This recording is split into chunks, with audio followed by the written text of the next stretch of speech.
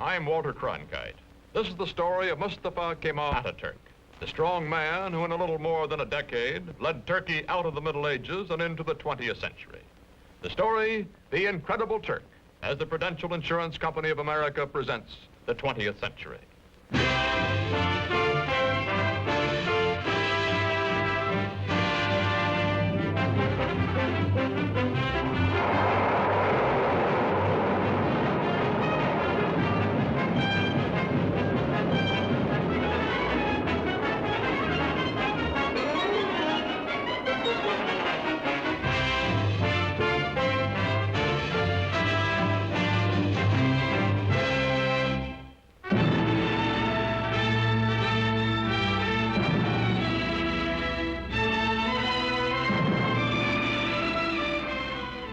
In the Middle East today, chaotic, vulnerable to Soviet expansion, Turkey, modern, powerful, and a rarity in this area, pro-Western, is prepared to defend herself against any aggressor.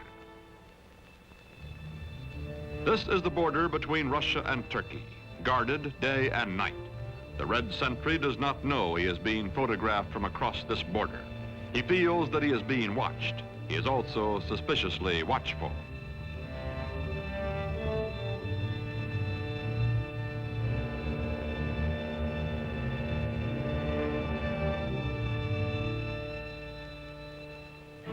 Today, Turkish cavalry defends the broken, desolate terrain at the edge of Asia Minor.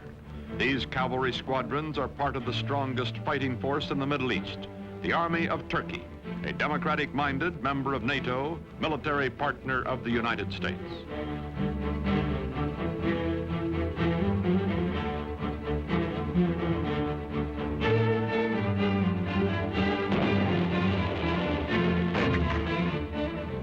Modern Turkey, strong and stable, was created out of a dying Oriental despotism by one man, unique in history, Mustafa Kemal, called Ataturk, father of the Turks.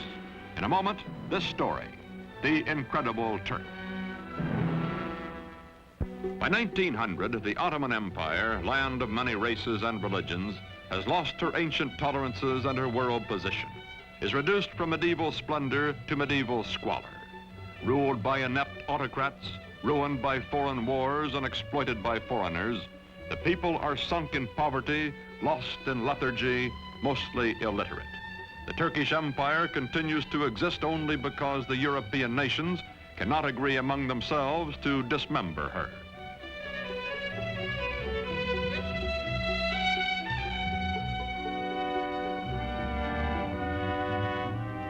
Before World War I, Germany has plans to embrace Turkey as an ally, then to subjugate her as a satellite. To visit the sick man of Europe, as Turkey is called, comes the German emperor himself, Kaiser Wilhelm II. He is received with more than ceremony. His glowing promises, such as the Berlin to Baghdad Railroad, are believed by the Sultan and his government, and even by the nationalist-minded Young Turks.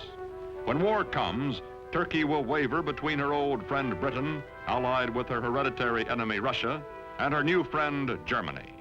On October 29, 1914, Turkey takes into war, on the Kaiser's side, her obsolescent army.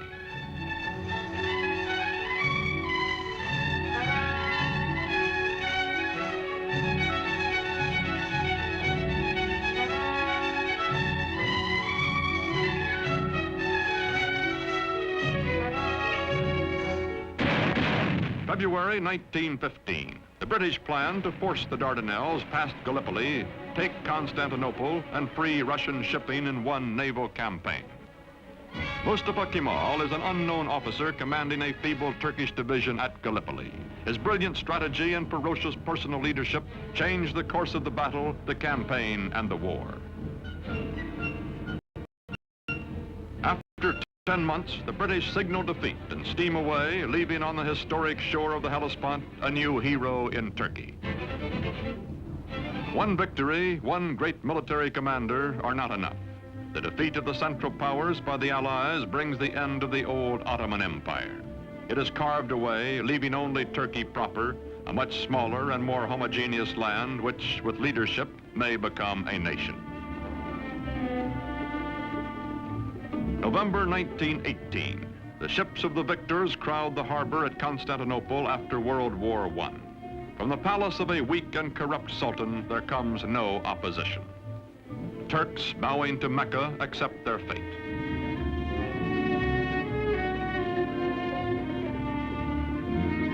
From France and from Great Britain, occupation troops disembark to take over the ancient capital.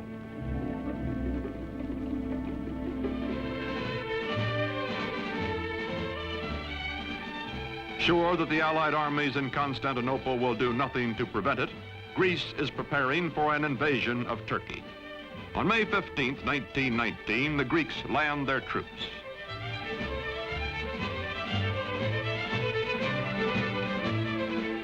In Ankara, in the heart of Turkey, Mustafa Kemal organizes the Turkish liberation movement, takes command of the Free Turkish Army. From far off Constantinople, the Sultan repudiates him, but Mustafa grimly swears that he will gain Turkey's freedom or die. No other general equals this man, and the Turkish soldiers need only to be led to fight. They are traditionally warriors.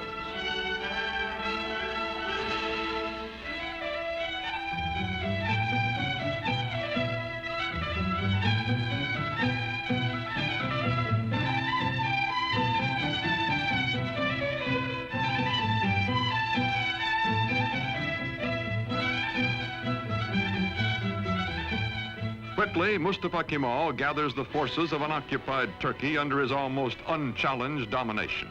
His hastily recruited bodyguards stand ready to defend him with their lives. Mustafa Kemal pits his cold, inexhaustible toughness, his unyielding determination, his knowledge that the people are with him, against the continued fanatic opposition of the Sultan's government. Ammunition must be made by hand, by old men and hungry workmen, boys and children. Mustafa Kemal's Turkey is going into battle with the Greeks.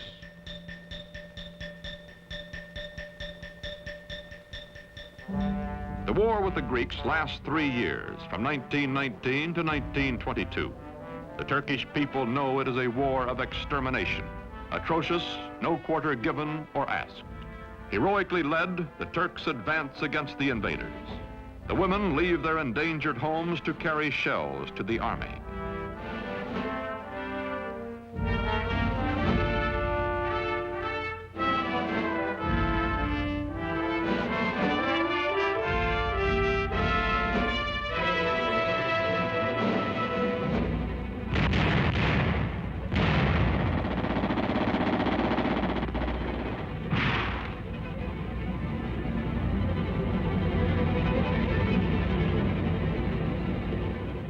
September 1922, the Greeks are driven back to the Aegean Sea.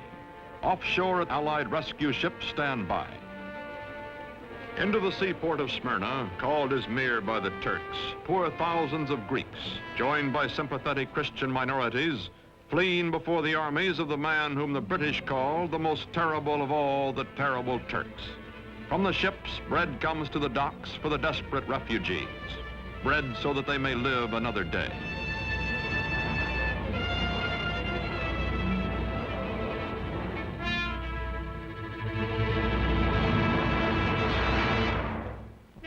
September 9th, 1922. The Turks enter Smyrna, last stronghold of the invaders. They take vengeance against the Greeks for whole Turkish villages wiped out, for their kinsmen massacred. The burning of Smyrna, the final atrocity that both the Greeks and the Turks disavow, ends a war that has become an unendurable nightmare for both sides. Its polyglot population takes to the sea as the flames destroy the great Homeric city.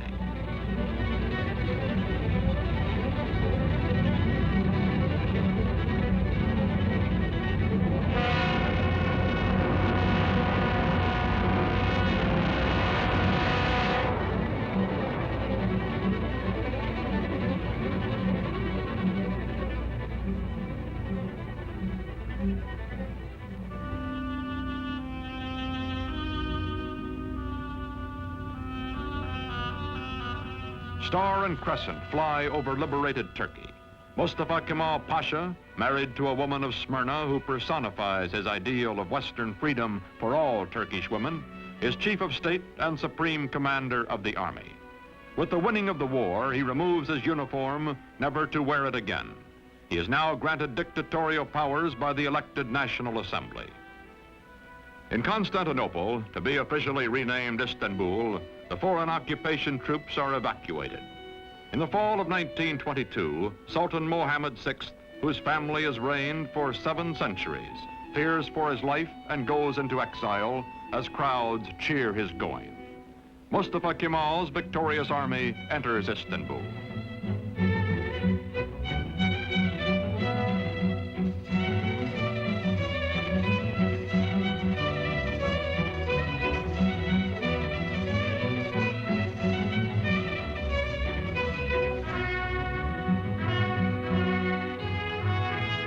First president of the First Turkish Republic, Mustafa Kemal, during the 1920s, keeps his limitless wartime powers and his command of the army, makes the hard, dry town of Ankara his capital. His fantastic dream is not of empire or conquest, but of creating a democratic Turkey, a new kind of Turk in his lifetime. The Ottoman sultans also had been caliphs, secular and religious rulers. Turkey's new government separates church and state. Instead of Friday, day sacred to Islam, when Muslims everywhere ritually cleanse themselves, the Western Sunday is proclaimed the official day of rest. Although Mustafa Kemal insists on personal religious freedom, it is known that he personally detests the gesture of abasement prescribed for worship when Muslims touch their foreheads to the floor in their brimless headgear.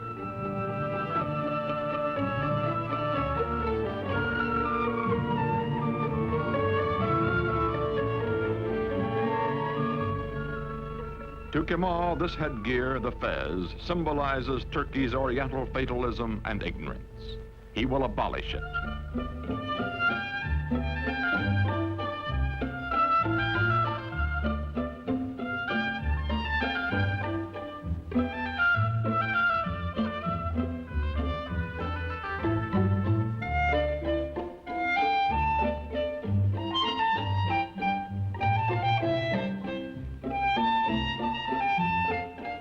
Wearing the fez becomes an act of treason. European hat makers unload in Turkey. But woe betide the foreigner who dares laugh at a Turk in his new hat. More than 90% of Turkey's 13 millions are illiterate. Mustafa, who earned in school his second name, Kemal, meaning excellent, himself takes charge of replacing the difficult, obsolete Arabic script. A new Latin alphabet, a revised and standardized Turkish language are prepared by experts bullied into haste by Kemal.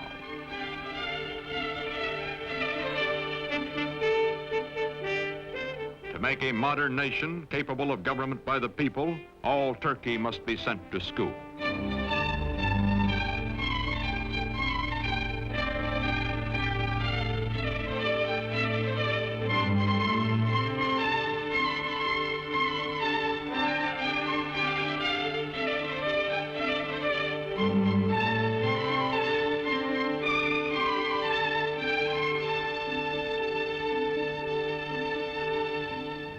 Islamic traditions are shattered. A man's image, Mustafa Kemal's, is displayed in public. He also orders all Turks to adopt Western-style family names and is himself christened Ataturk, meaning father of the Turks. The faces of Turkish girls and women are hidden, and they live in virtual slavery until Ataturk unveils them by decree. Now divorced from his wife, he takes pleasure in the company of emancipated women and insists that all Turkish women adopt Western clothes, gives them equal rights under the law after abolishing polygamy, and opens to women all the trades and all the professions.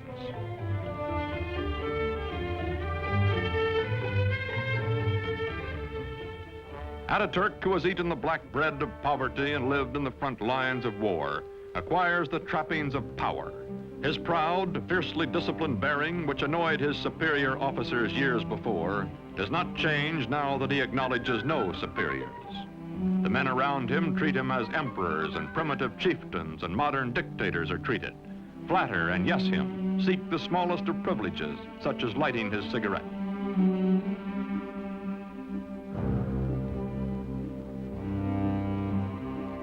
Man in a hurry, he has no time for opposition or for modifying his programs. Is too concentrated to pay the slightest attention to the awkward and harassed civil servant who is about to drip peach juice on his shoulder, or to the waiter who will wipe it off.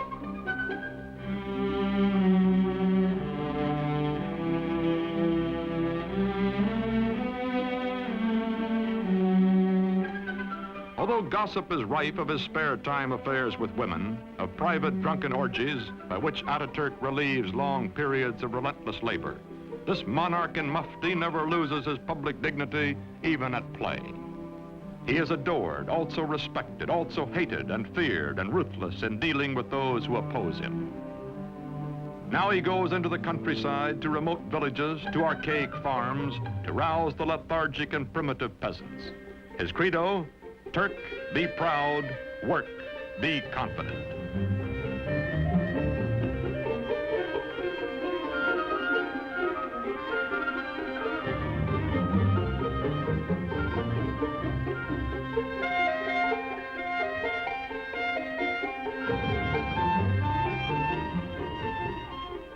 There are two ways of conquering, says Ataturk, by the sword or by the plow.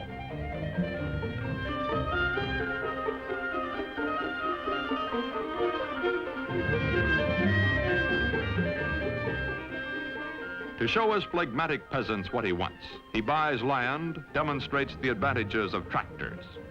Ataturk, son of a civil servant, military careerist, now all-powerful dictator, becomes a model Sunday farmer.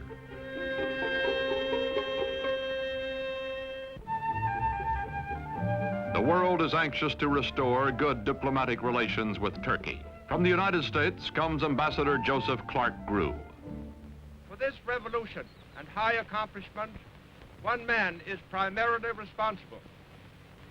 The name of Gazi Mustafa Kemal will forever be associated with the development, founding of the new modern Turkish state, and will forever be inscribed indelibly upon the rolls of history. Türk milleti taben demokrattır. The Turkish nation is democratic by nature. Zaten çok yükselmiş bulunan Amerika milletinin Türk milleti. I have no doubt that the American nation, which has gone so far in this ideal, is Turkey's friend in her aims. Bütün beşeriyeti birbirini sevmeye. This will not be all. Perhaps it can lead to a world of love, with all old prejudices erased, with all nations coexisting in peace and prosperity. When the Great World Depression of the 1930s slows down economic reconstruction in the country, Turkish people by the thousands wait for Ataturk to bring him their troubles and their problems. To the man in the street, Ataturk is his personal boss and his personal friend, willing to listen, wanting to help.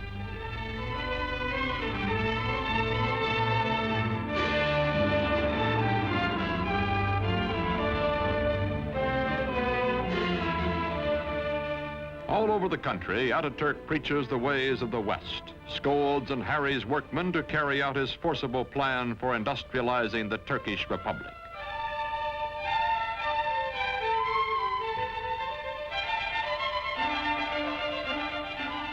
Turkey begins to move into the 20th century, builds dams, mills, factories.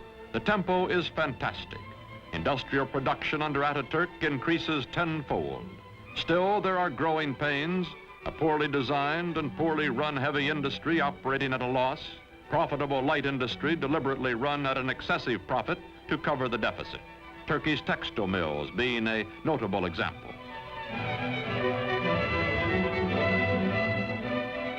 The European nations compete briskly for Turkish trade, for her surpluses, her chrome, and her tobacco, in exchange for the manufactured goods, machinery, and arms she imports. Turkey's foreign relations are excellent, but war is in the offing. Ataturk hopes Turkey can remain neutral, as indeed she will do during most of World War II. But meantime, he must mend his defenses and re-equip his neglected army, a bayonet army from an earlier era of belligerence.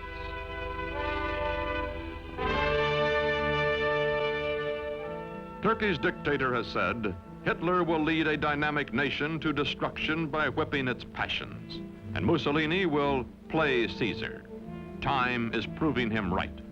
Aging now, Ataturk gives his personal fortune to the nation, lives quietly, spends time teaching the youngest of his 6 adopted daughters the alphabet he made all Turkey learn.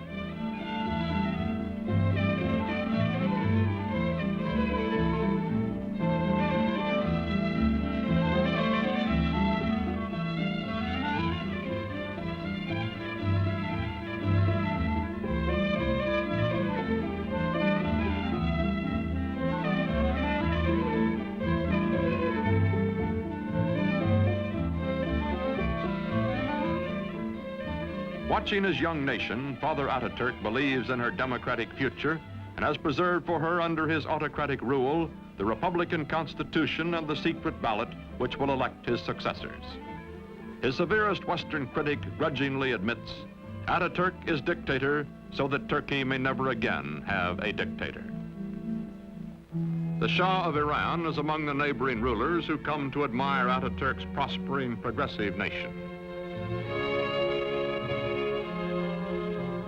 The Emir of Transjordan comes. The Arab world is impressed by Turkey, but later when nationalism develops throughout Islam, none of its leaders will have Ataturk's genius or his convictions.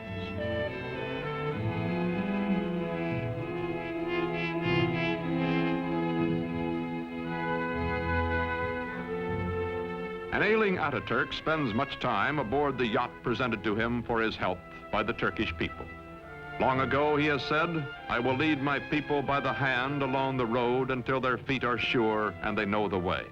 Then my work will be done."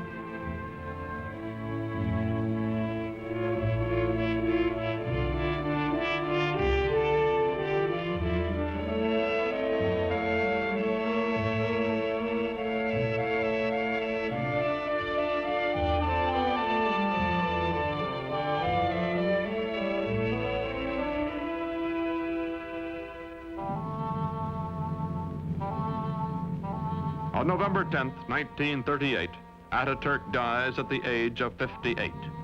13 years of his life he spent in active warfare fighting for Turkey. For 15 years, until his death, he was our first president and absolute ruler. His last command is that his successor be one who will follow his course. İsmet İnönü is that man.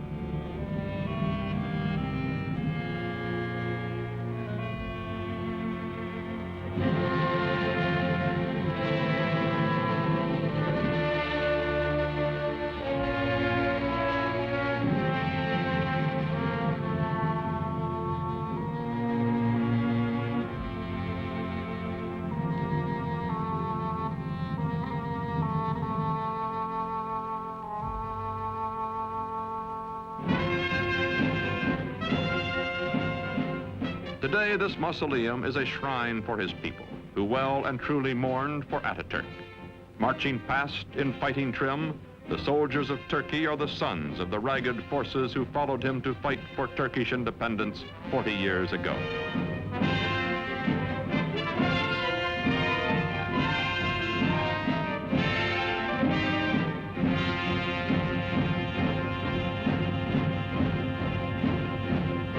Modern Turkey is a vigorous ally of the West.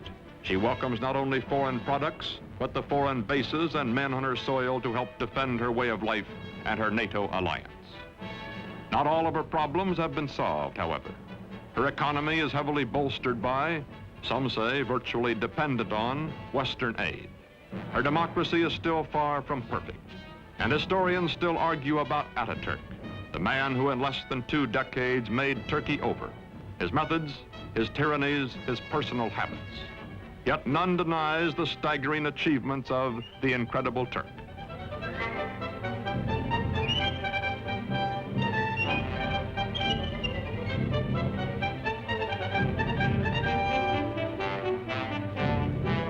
These, our allies, guarding the gates to the east, are the inheritors, the children of Mustafa Kemal Ataturk.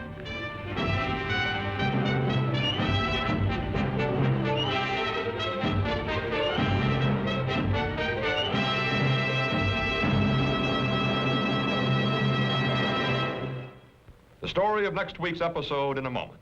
And now a message from your host, the Prudential Insurance Company of America.